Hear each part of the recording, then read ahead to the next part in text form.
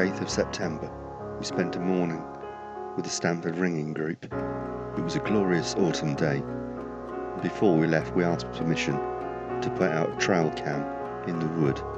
My friend Simon Watts and I set up the camera. We attached it to the trunk of a tree, which gave the camera a good view of the ride. And we're back here today, roughly a month later, to retrieve the camera. Simon kindly planned to pick up the camera for me 2 weeks ago, but found then that a certain person, namely me, had switched the camera to test rather than on.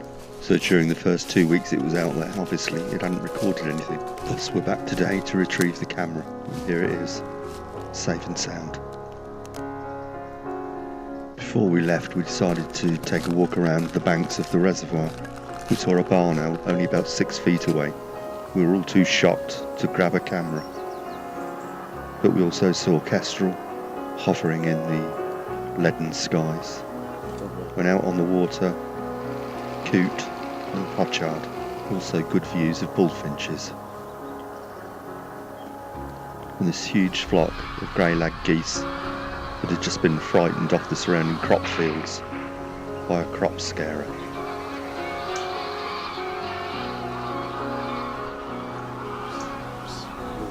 Okay, time for home, I think, to see what the trail cam has picked up.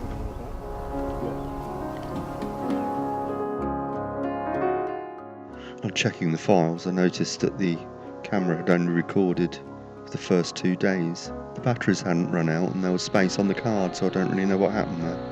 But several of the first files were this greedy grey squirrel, which came in to eat the peanuts that had been scattered around.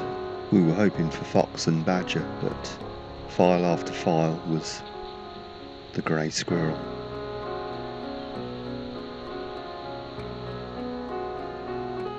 But then at last something other than a grey squirrel, a pair of muntjac deer, the female on the left and the horned male just emerging from the trees. I know most trail cams are not brilliant quality, but it's a great way of watching wildlife, and it's pretty exciting to bring the camera in and then see the files and wonder what the camera has captured. I think it's a real fun way of observing nature.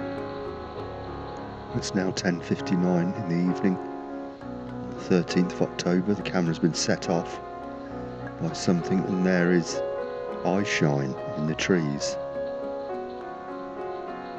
And it's a fox, one of the 2 creatures that I wanted to capture. And now a few hours later, 4:33 in the morning. And now of course the 14th of October. The fox, or a fox, appears on the left side of the picture, just on the edge of the light, as it forages for peanuts among the leaf litter. It's really great to see this, because these are real wild country foxes, not the urban variety. It's very early morning, still dark though, you can just make out eye shine in the dark there. And a rain shower. And there's our fox.